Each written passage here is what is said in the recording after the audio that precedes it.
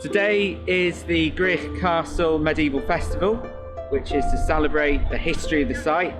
There's been a house here for nearly 1,000 years, and today we've got many entertainments going on, bringing the community together and to make the castle more prominent in the locality. So the Gwrych Castle Trust is 20 years old this month, and we are celebrating with a whole series of events. The castle was built in around about 1815 and was built by a man called Lloyd Hesketh Bamford Hesketh, and he wanted to create a monument for his mother's family, the Lloyds of Gwrych, who had lived on this site since the medieval period. So into the 20th century, Lloyd's granddaughter, the Countess of Dundonald, lived here, and she died. It was left to the king. He gave it back to the family, and it fell into a poor state of repair. Around about 1948, it reopened, and it was the showplace of Wales. Here there was places like, there's a dungeon with a chamber of horrors, they had jousting, Randolph Turpin trained here, and it became a really vibrant centre. It shut in 1987, so 30 years ago to the month, and it was bought by an American who allowed it to fall into dereliction. Then in the late 1990s, 1997, the New Age travellers were kicked out and the Castle Trust was set up. And since then, we've been fighting for the restoration of Gwrych, and we're on our way to seeing it back to how it used to be. Coming today to the Gwrych Castle Medieval Festival, I'd like to introduce the Mayor of Abergally, Councillor Dalith McRae, who's going to officially open today's proceedings. Lovely, thank you, Councillor Mark Baker. Well, it's a pleasure for me to be here today in this very iconic building, which is admired by many wide and far along the North Wales coast as a beautiful building. And I'm so pleased about the restorations of the gardens, and you've worked so hard with the gardens and the grounds and all the volunteers. And excellent, well done to you all. But we mustn't forget about the vision and the dedication of a young man at one time as a school child who brought Gwrych to the knowledge, if you like, and to the wider community and to eminent people. And his vision and his dream is becoming a reality. And I hope it continues to be so. And Mark, very well done, and thank you. And now I officially open this 20-year. Watch your feet, Madam Mayor. Officially open this medieval fair. There we go. Come closer, come closer. I'm going to tell you a story. I'm going to tell you a story of something that happened down in this valley, just down here. Did you know this valley down here was known as the bloodiest place in the Principality? And this is a story about a young man who was never meant to be king. So this young man, our hero, Richard, he had a grandfather who was out to claim kingdoms, conquer the world. He was going to build his dominion across the known world. He would fight anybody that came along. He'd fight the Welsh, the English. He'd fight the English in places if they came against him. He would fight the Scots, he would fight the Irish, he would fight the French. He would take on board anybody that would help him regain his kingdom, the kingdom that England used to rule over. So this shows you what this grandfather was like. He's in battle in France. His son his oldest son is just 17. He says to his son, "It's your turn now to lead my men into battle." He does give him two of his trusted knights, which upsets the son, but the son is determined to prove his father that he is a knight. But as the battle progresses, the son's losing, so one of the knights comes to the king and says, "You need to send reinforcements, your son's going to die." Edward, our king, says, "He's my son. If he's really my son, he'll fight and he'll win. If he's not my son, he'll die in battle, and that's okay." Anyway, the son comes through on the battlefield. Edward the king knights his son, Edward, and that is the highest honour a man could ever have, to be knighted on the battlefield. And Edward, who becomes known as the Black Prince, is a strong, feisty young man. He knows where he's going, he knows what he wants. He is a warrior. He refuses to marry the person that his father wants for him, and he marries Joan, the Maid of Kent. Now I want you to hold on to that part of the story for a moment. And he goes on to have many children. So he has 2 sons though, and all looks great. So our hero is the second son, Richard. So again, we've got Edward the King, Edward the Black Prince, Edward the oldest son, and Richard the second son. The eldest son dies. This puts Richard up there as the next one to inherit from his father. Then the Black Prince, for all his fighting, finishes up getting wounded, dies of some horrible disease, as people were really great at doing in the medieval times. And so we have the king and our hero, who is a gentleman. He's not a warrior. He was never meant to be king. He's got a soft heart, a soft spirit. He's a people person. He likes the nice things in life. He doesn't want to fight, but he is the heir apparent. But it's okay. He's only 3 when his father dies, and the king's still alive. He's got years to go. Suddenly, the king gets sick. Probably early stages of dementia. Starts doing some really weird things. All sorts of things goes on. And the taxes are going up. And at the age of 10, our hero's 10, his grandfather dies. Suddenly, he's made king at the age of 10.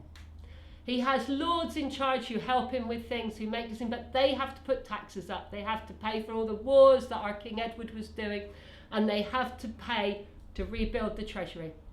Now, one of the people, again, you need to remember this, that was one of the people who was helping our hero Richard be king was his uncle, John of Gaunt. And John of Gaunt has a son, Henry, who's a similar age to our Richard. So again, hold these things. So they raise taxes. The people in the town, in the country, decide to revolt against these taxes, and they rise up. Now this again is amazing. They all rise up across the country at the same time, and this is happening in the days before mobile phones, before intercommunication. They manage to rise at the same time.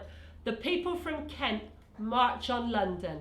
Because the others are coming from the north, it's too far to come. They get stopped along the way. They never make it. But the people of Kent make their way into London. They come across, at this point, there's only one bridge that you can come into to London. And they're in. They get in, they're burning, they're pillaging, they're causing absolute mayhem.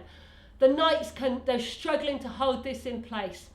Slowly, the knights, the townspeople win back some stuff. Also, the people of Kent, the peasants of Kent, get tired and move out to a field to wait. Richard, our king, is a people person. He says, I need to deal with this. So he rises up, he places his crown on his head, he gets on his horse and rides out to the field. His rulers, the people who are supporting him, tell him he's crazy, he's going to be killed on the field there. But he rides out and he stands there in front of the people and says, go home. I'll deal with this, I'll get rid of your taxes, but go home, just disperse. No one will be punished for it. I'm the king, I promise this. Our Richard's only 15 at this point, but he promises as the king. Well, he becomes higher in status, but his lords decide that this is not the right thing to do. You can't pardon people that have revolted against the hierarchy. So actually they go out and they kill the leaders.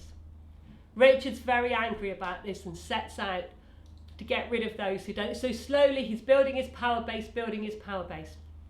Next in line, so and also the reason that, again, you remember this bit, why the people accepted him to speak to him was because his mother, Joan of Kent, the people said, if he's half Kentish, we will accept him. We will accept what he says. So again, remember this, that was so it wasn't if his father hadn't married the person he did, would the people have listened to Richard? Hold these things. Now, Richard gains in status, but one thing he's nervous of is his uncle, John of Gaunt, and his cousin, Henry. So he finds a way of setting up a meeting that Henry and somebody else are going to go in a tournament together.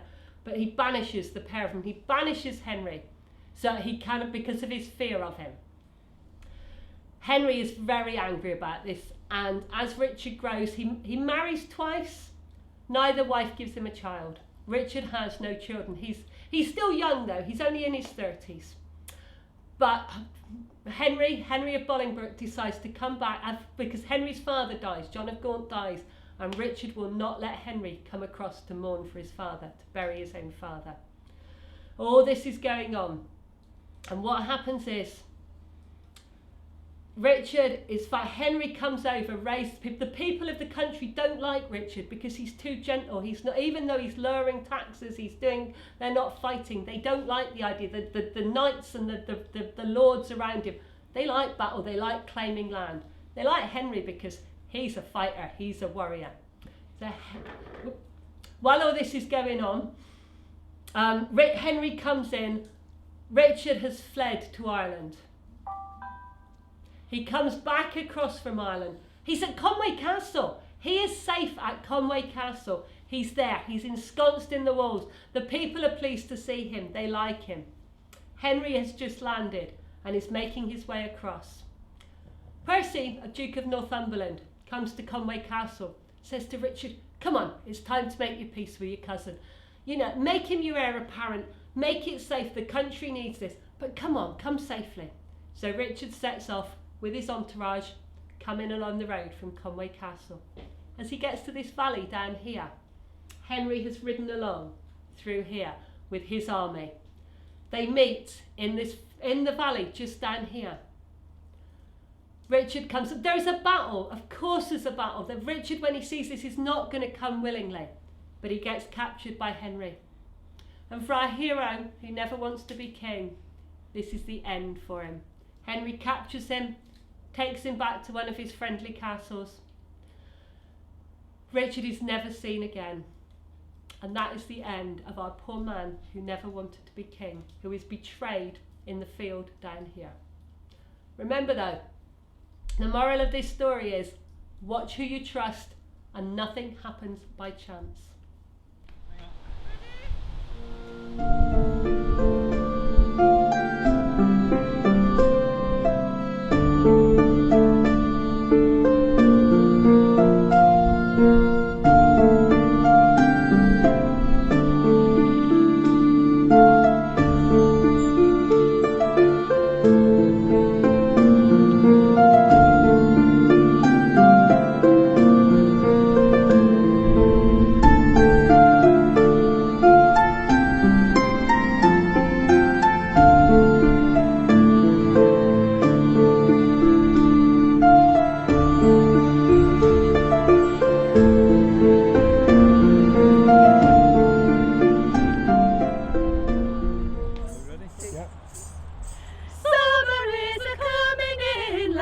Sing cuckoo, grow with seed and blow with me, and spring it wood anew. Sing cuckoo, you now bleateth after lamb, loth after calf the cow. Bullock started but departed, Mary sing cuckoo. Cuckoo, cuckoo, well singst thou cuckoo, no cease to sing it now. Summer is a-coming in, loudly sing cuckoo. Grow with seed and blow with mead, and spring and wood anew. Sing cuckoo, you now bleateth after lamb, loth after calf the cow. Bullock started but departed, Mary sing cuckoo. Cuckoo, cuckoo, well singst thou cuckoo, no cease to sing it now. Summer is a-coming in, summer is a-coming in, grow with seed and blow with mead, and spring with seed and blow with mead, spring with good and new. Sing a bleated after lamb, loth after cow. You na bleated after lamb, Mary sing cuckoo. Departed Mary sing cuckoo, Mary sing cuckoo. No cease to sing it now, no cease to sing it, no cease to sing it now. Summer is a-coming in, loudly sing cuckoo. Grow with seed and blow with mead, and spring and wood anew. Sing cuckoo, you now bleateth after lamb, loth after calf the cow. Bullock started but departed, Mary sing cuckoo. Cuckoo, cuckoo, well singst thou cuckoo, no cease to sing it now.